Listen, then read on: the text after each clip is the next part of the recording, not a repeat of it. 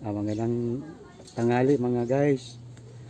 Mga guys, ito may bagong tutuklasin Kasi itong sasakyan na ito ay umaandar tapos bigla siyang namamatay. And then ngayon, talagang hindi na siya umaandar tapos nung tinisting ko, walang lumalabas na gasolina doon sa papunta sa makina sa harap. Yan. Kaya chinik ko dito, pwedeng maging sira itong fuel pump, no. Di gasolina po ito, Mazda Tribute. Ayan.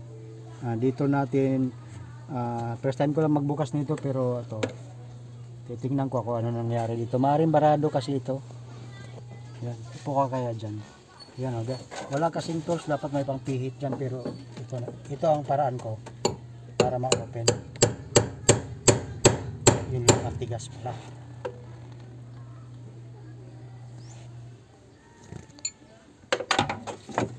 Kaya kamay.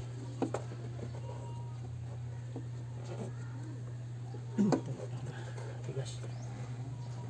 Yun lang.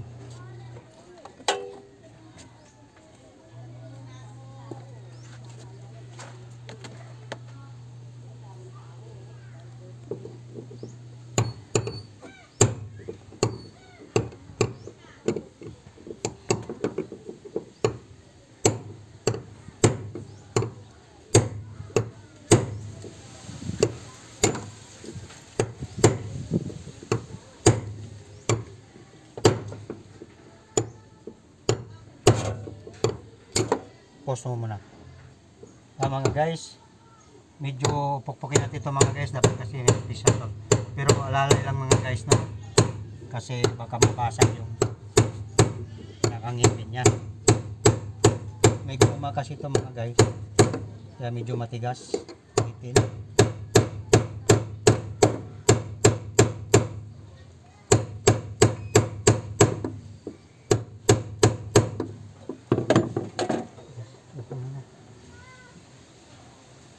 Cut muna mga guys, tsagaan lang ninyo pag pukpuk dito mga guys, pero yan, close up mo to, dahan lang mga guys. Yan, kasi medyo matigas talaga mga guys. Ito yung pinaka lock ng nya,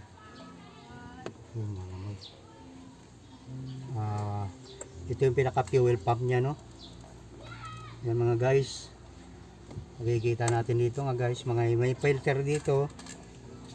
Yan mga guys, dandahan lang tayo. Nargahan ko pa to na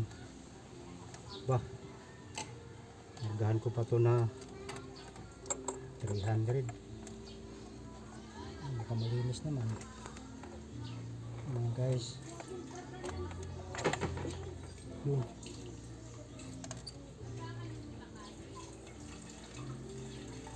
Bukado ko, sumiklab.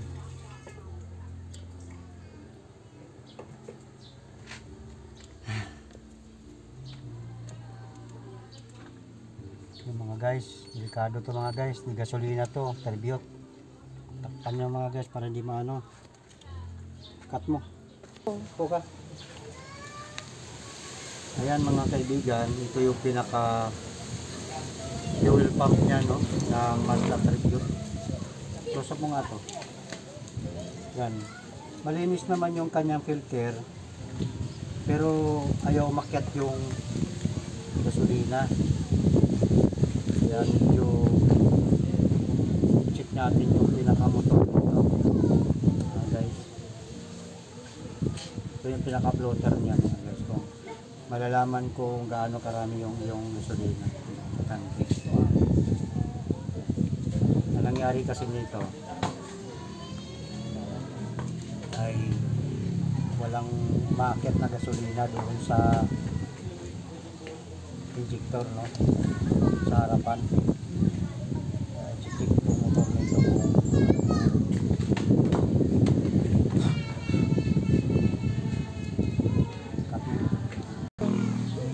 Ayan mga guys, ganito yung itsura ng fuel pump ng Mazda Tribute mga guys. Ayan, no. Nandito yung kanyang pinaka motor, no, para makyat yung gasolina sa taas. naman yung kanyang pabalik. Ito yung papunta naman doon. Hindi naman pwedeng magkabaliktad yan kasi pag mabaliktad yan ay hindi yan naakyat yun. Ito yung pinaka-in niya. In papunta ron sa harapan. Mga kaibigan, ayan pag ganito pag testing nito mga kaibigan, ayan mga mekaniko mga kaibigan, sinisip-sip to kung may hangin ba o wala.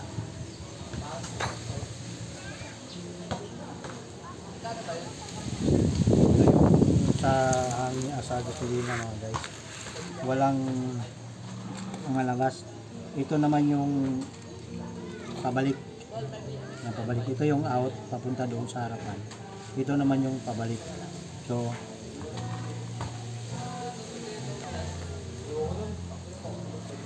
barado siya mga guys, walang masipsip, walang mabuga, walang hangin na lumalabas.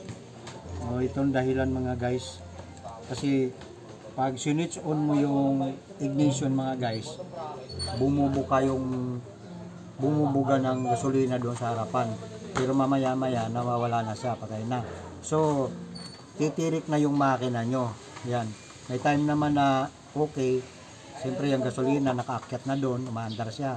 Makalayo kayo ng konti, patay na naman, andar nyo na naman, mahirap andarin. Tapos pag umandar na, yung makatakbo na naman kayo malapit, patay na naman. Yan, tirik ng tirik, andar, tirik, andar, tirik. Minsan naman talagang hindi na siya andar, kahit start ka ng start hanggang sa masira or masunog yung starter nyo. Ganun na mangyayari. Akala nyo kung saan ang gagaling. So dito barado ito ng dumi, pero halatang bagong linis kasi wala siyang mga dumi masyado dito. Ito may problema yung pabalik niya, parado. And dapat kasi to, may hangin na papasok at lalabas.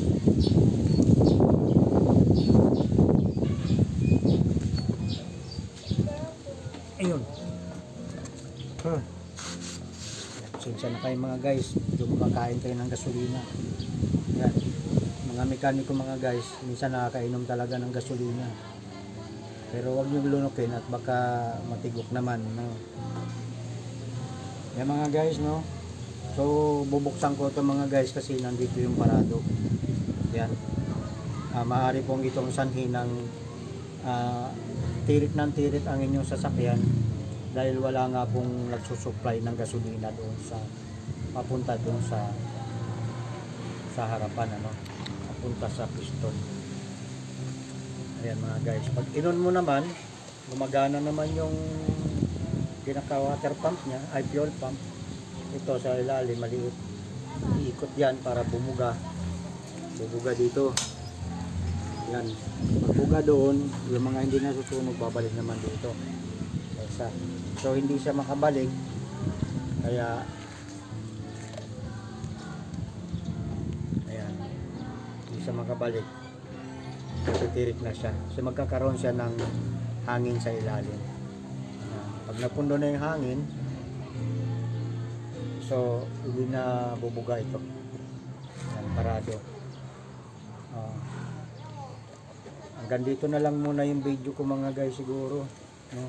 Ito pakita ko sa inyo kung ayan itsura ng ayan, itsura ng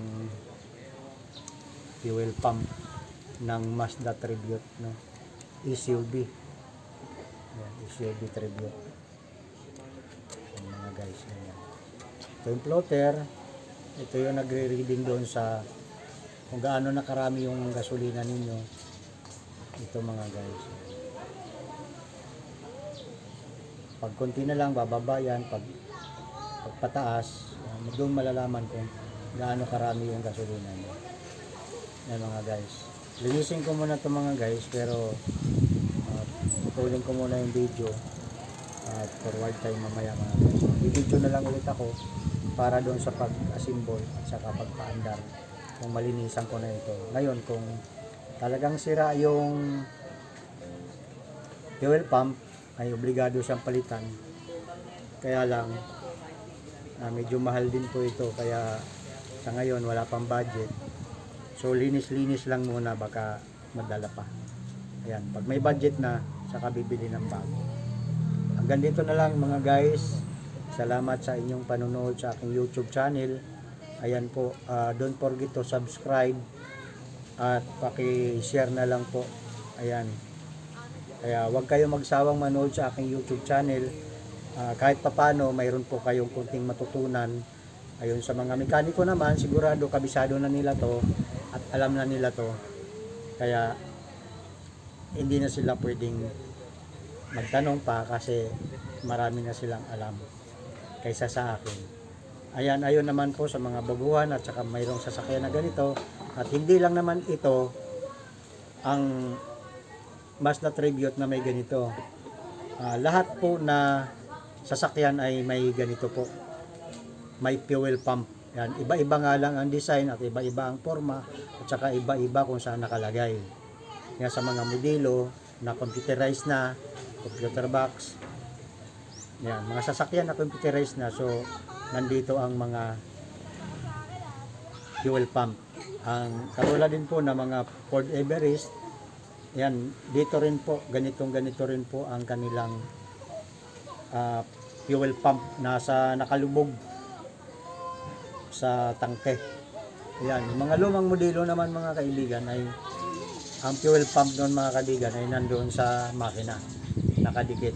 Ayan. Magkaiba ang design nito mga kaibigan. So, ganito. Itong mga Mazda mga kaibigan, ganito lahat. Di gasolina po ito mga kaibigan. Ayan, lahat na may di gasolina na sasakyan dyan na katulad nito na fuel pump. So, dito lang po nagbabara kaya tumitirik ang inyong sasakyan. Ayan. So, marami naman pong dahilan kung bakit tumitirik ang sasakyan ninyo. Pero, dahil nga pong walang lumalabas na gasolina, ay konti lang, ibig sabihin, wala siyang masipsip or sira na itong pinakamotor niya. Kaya walang umaakyat doon na malakas. Doon sa may harapan papunta ng spark. Kaya ayan mga kaibigan, mahaba-haba na yata ang aking video. Baka po kayo magsawang manood. Ayan mga kaibigan, huwag nyo na pong tingnan ng mukha ko mga kaibigan. Tingnan nyo na lang po itong aking binaklas mga kaibigan. Ganito, may lock po yan dito kanina. Yan mga kaibigan, dito na lang po kayo tumingin mga kaibigan, at baka mapangitan kayo sa akin na yun, magsawa kayo manood. So dito na lang ninyong i-focus ang inyong paningin sa fuel pump. Ayan, dahil ito naman po yung tinutukoy natin na siya. Ayan, ganito po yung harapan niya. Sige mga kaibigan, yun na lang, at maraming salamat sa inyong panonood, at huwag kayong magsawang manood sa aking YouTube channel, Urbano Butay. Ayan po, ako po ay makapaghatid sa inyo ng konting tips, kaya huwag kayong basta-basta magpagawa at lukuhin kayo ng ibang mga mekaniko. Kailangan yung mga trusted ninyo na mekaniko ang inyong pagawin sa inyong mga sakyan. Pero marami pong mekaniko na hindi rin po alam ang mga iba-ibang trouble. So, doon po sa mga marami experience na at na-experience na nila ito, kaya malalaman at alam na po nila ang troubleshoot. Yan, marami ang masasabi ko lang mga kaibigan, marami po ang dahilan kung bakit hindi aandar ang inyong sasakyan, or umandar man, tirik ng tirik. Yan, kahit marami na kayong gasolina, tumitirik pa rin dahil barado nga po ang inyong linya. O kung hindi naman barado ang inyong linya, ay check upin na rin po ninyo ang mga wire, yung lines po ng wire ninyo na papunta po rito o papunta sa ignition. Baka po yun ang dahilan. Kaya check po ninyo ang mga live wire na papunta doon sa inyong spark plug. Yan, marami pong paraan yan kung paano pag-testing, alam po na mga mekaniko, at doon sa trusted nyo mekaniko na lang kayo magpagawa. para sigurado tayo. O hanggang dito na lamang mga kaibigan ang video nito. Panoorin na lang po ninyo ang kasunod na video nito sa pag-assemble ko at sa pagpaandar ko nitong SUV na ito. Di gasolina po siya, Mazda Tribute. Maraming salamat po at magandang tanghali. Bye bye po.